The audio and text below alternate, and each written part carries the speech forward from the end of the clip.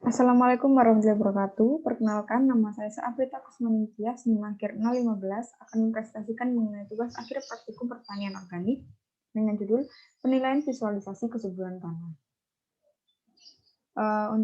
Yang pertama, isi dari PPT kali ini ada 5, yaitu lokasi pengambilan sampel, kesuburan tanah dilihat dari aspek fisika, aspek kimia, aspek biologi, dan investasi gulma. Untuk lokasinya sendiri berada di Balikadi, beralamat di Jalan Kenepek, kilometer 8. Lahan yang diambil yaitu dari lahan bekas penanaman jagung dan terdapat 2 sampel dari sampel A border dan sampel B bedengan. Untuk topik yang pertama mengenai kesuburan fisika tanah, dilihat dari tekstur, tingkat kekeruhan, dan persen bahan organik. Bahan dan fungsi yang digunakan yaitu penggaris, wadah, cetak atau cangkul, kertas label, alat tulis dan kamera, serta air. Berikut merupakan metode dari percobaan kekeruhan air. Hasilnya, sampel A lebih keruh daripada sampel B, di mana tingkat kekeruhan tanah ini berhubungan dengan erosi. Faktor yang berpengaruh terhadap erosi misalnya besarnya curah hujan, intensitas hujan, distribusi hujan, yang menentukan kekuatan dispersi hujan terhadap tanah, jumlah dan kecepatan aliran permukaan, serta kerusakan erosi. Percobaan yang kedua yaitu mengenai tekstur tanah. Berikut merupakan metode dari penentuan tekstur tanah. Hasil yang didapatkan yaitu sampel A memiliki persen lempung sebanyak 50, debu 30%, pasir 20%. Untuk sampel B, persen lempung sebanyak 52,9%, debu 23,5%, dan pasir 23,5%. Debu merupakan fraksi tanah yang paling mudah tererosi karena ukuran yang halus dan tidak mempunyai kemampuan untuk membentuk ikatan. Sedangkan pasir dan liat dapat membentuk ikatan.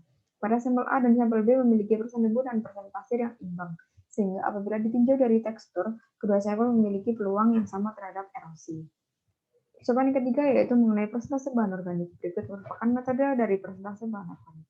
Hasil yang didapatkan yaitu sampel A memiliki bahan organik sebanyak 2,75% dan sampel B 2,3%, di mana bahan organik memiliki kemampuan untuk menahan erosi. Bahan organik berperan sebagai bahan untuk meningkatkan kemampuan tanah menahan air dan meningkatkan daya serap. Sehingga apabila ditinjau dari bahan organiknya, sampel B memiliki peluang lebih besar terhadap erosi. Rekomendasi dapat diberikan pada tanah yang berada di border. Penanaman tanaman pagar sebelumnya hanya terdapat pucuk merah dan jumlahnya sedikit. Agar mengurangi bahaya erosi, maka penanaman tanaman pagar bisa lebih bervariasi dan lebih rapat. Contoh tanaman pagar misalnya bunga kertas, bunga kenikir, dan lain sebagainya. Berikut merupakan dokumentasi dari penilaian kesuburan tanah dari aspek fisika. Kemudian yang ketiga, kesuburan kimia tanah dilihat dari pH tanah. Bahan yang digunakan yaitu asam cuka, baking soda sebagai bahan pengukur pH tanah, dan air aqua sebagai pelarut. Metode yang digunakan dalam penentuan pH tanah dapat dilihat di slide, dan hasil yang didapatkan yaitu kedua sampel sama-sama memiliki pH asam sekitar 5-6,6, di mana kadar keasaman tanah ini akan berpengaruh terhadap penyediaan hara untuk tanaman, di mana pH tanah yang rendah akan menyebabkan ketersediaan hara menurun dan perombakan bahan organik terhambat. Biasanya unsur N dan P itu akan tersedia bagi tanaman apabila pH netral sedikit basah. Rekomendasi dapat diberikan antara lain penambahan bahan organik, penambahan FMA atau fungi mycorrhiza arbuscular, tidak berlebihan dalam menggunakan pupuk organik, tidak melakukan pertanian intensif, dan melakukan pengapuran menggunakan kapur kalsit atau dolomit. Berikut merupakan dokumentasi dari penilaian kesuburan tanah di aspek kimia. Yang keempat merupakan kesuburan biologi tanah dilihat dari keberadaan biota tanah. Metode yang digunakan yaitu metode visual, dengan hasil yang didapatkan yaitu sampel A memiliki banyak cacing hanya tidak ada, dan fauna lain hanya satu. Sampel B tidak terdapat biota tanah. Kesuburan tanah sampel A dan B sama-sama masih perlu ditingkatkan lagi. Kurangnya organisme dalam tanah dapat menyebabkan tanah menjadi padat, pori-pori tanah semakin kecil dan sedikit, aerasi tanah berkurang, penyerapan air juga berkurang, akar sulit masuk ke dalam sehingga sulit menyerap air dan nutrisi. Guna meningkatkan kesuburan tanah untuk memperbaiki pertumbuhan tanaman yang dapat meningkatkan hasil, maka perlu dilakukan beberapa upaya, yaitu dengan input bahan organik ke dalam tanah. Bahan organik dapat ditambahkan dengan pupuk organik maupun pupuk hayati dan pengembalian sisa panen. Kemudian berikut merupakan dokumentasi kesuburan dari aspek biologi. Dan yang kelima yaitu investasi gulma dilihat dari jumlah dan spesies gulma. Bahan dan digunakan yang pertama ada raffia atau bujur sangkar dengan ukuran 25 cm x 25 cm, kemudian ada wadah dan gulma sebagai bahan pengamatan. Metode yang digunakan yaitu pengamatan gulma.